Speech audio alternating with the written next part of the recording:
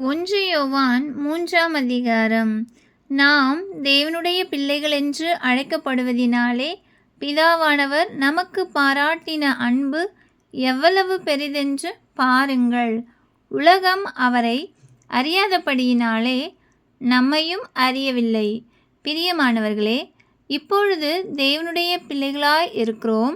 இனி எவ்விதமாய் இருப்போம் என்று இன்னும் வெளிப்படவில்லை. ஆகிலும் அவர் வெளிப்படும்போது அவர் இருக்கிற வண்ணமாகவே நாம் அவரை தரிசிப்பதினால் அவருக்கு ஒப்பாயிருப்போம் என்று அறிந்திருக்கிறோம். அவர் மேல் இப்படிப்பட்ட நம்பிக்கை வைத்திருக்கிறவன் எவனும் அவர் சுத்தமுள்ளவராயிருக்கிறது போல தன்னையும் சுத்திகரித்து கொள்ளுகிறான்.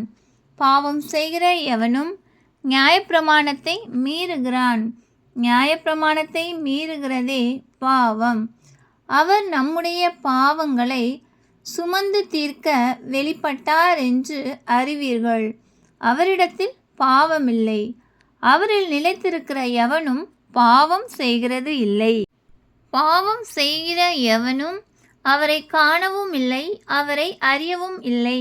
பிள்ளைகளே, நீங்கள் ஒருவராலும் வஞ்சிக்கப்படாதிருங்கள். நீதியை செய்கிறவன் அவர் நீதி உள்ளவராயிருக்கிறது போல தானும் நீதி உள்ளவனாயிருக்கிறான். பாவம் செய்கிறவன் பிசாசினால் உண்டாயிருக்கிறான். ஏனெனில் பிசாசானவன் ஆதி முதல் பாவம் செய்கிறான். பிசாசினுடைய கிரியைகளை அழிக்கும்படிக்கே தேவனுடைய குமாரன் வெளிப்பட்டார். தேவனால் பிறந்த எவனும் பாவம் செய்யான். ஏனெனில் அவருடைய வித்து அவனுக்குள் தரித்திருக்கிறது. அவன் தேவனால் பிறந்தபடியினால் பாவம் செய்ய மாட்டான். இதனாலே தேவனுடைய பிள்ளைகள் இன்னார் என்றும் பிசாசின் பிள்ளைகள் இன்னார் என்றும் வெளிப்படும். நீதியை செய்யாமலும் தன் சகோதரனில் அன்பு கூறாமலும் இருக்கிற எவனும் தேவனால் உண்டானவன் அல்ல. நாம் ஒருவரில் ஒருவர் அன்பு கூற வேண்டும் என்பதே நீங்கள் ஆதி முதல் கேள்விப்பட்ட விசேஷமாய் இருக்கிறது. பொல்லாங்கனால் உண்டாயிருந்து தன் சகோதரனை கொலை செய்த காயினை போல் இருக்க வேண்டாம். அவன் எது நிமித்தம் அவனை கொலை செய்தான்? தன் கிரியைகள் பொல்லாதவைகளும் தன் சகோதரனுடைய கிரியைகள் நீதி உள்ளவைகளுமாய் இருந்ததின் நிமித்தம்தானே. என் சகோதரரே, உலகம் உங்களை பகைத்தால் ஆச்சரியப்படாதிருங்கள். நாம் சகோதரரிடத்தில் அன்பு கூறுகிறபடியால் மரணத்தை விட்டு நீங்கி ஜீவனுக்கு உட்பட்டிருக்கிறோம் என்று அறிந்திருக்கிறோம். சகோதரனிடத்தில் அன்பு கூறாதவன் மரணத்திலே நிலை கொண்டிருக்கிறான். தன் சகோதரனை பகைக்கிற எவனும் மனுஷ கொலைபாதகனாயிருக்கிறான். மனுஷ கொலைபாதகன் எவனோ அவனுக்குள் நித்திய ஜீவன் நிலைத்திராது என்று அறிவீர்கள். அவர் தம்முடைய ஜீவனை நமக்காக கொடுத்ததினாலே அன்பு இன்னதென்று அறிந்திருக்கிறோம். நாமும் சகோதரருக்காக ஜீவனை கொடுக்க கடனாளிகளாய் இருக்கிறோம். ஒருவன் இவ்வுலக ஆஸ்தி உடையவனாயிருந்து தன் சகோதரனுக்கு குறைச்சல் உண்டென்று கண்டு தன் இருதயத்தை அவனுக்கு அடைத்து கொண்டால் அவனுக்குள் தேவ அன்பு நிலை கொள்ளுகிறது எப்படி?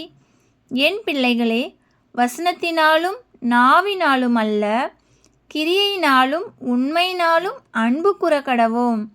இதனாலே நாம் நம்மை சத்தியத்திற்குரியவர்கள் என்று அறிந்து நம்முடைய இருதயத்தை அவருக்கு முன்பாக நிச்சயப்படுத்தி கொள்ளலாம்.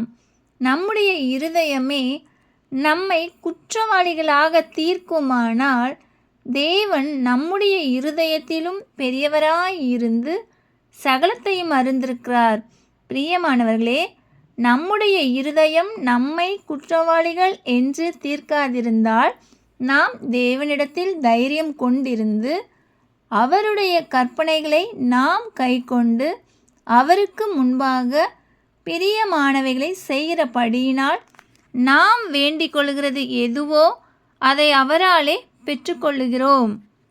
நாம் அவருடைய குமாரனாகிய இயேசு கிறிஸ்துவின் நாமத்தின் மேல் விசுவாசமாயிருந்து அவர் நமக்கு கட்டளையிட்டபடி ஒருவரில் ஒருவர் அன்பாயிருக்க வேண்டும் என்பதே அவருடைய கற்பனையாயிருக்கிறது. அவருடைய கட்டளைகளை கைக்கொள்ளுகிறவன் அவரில் நிலைத்திருக்கிறான், அவரும் அவனில் நிலைத்திருக்கிறார்.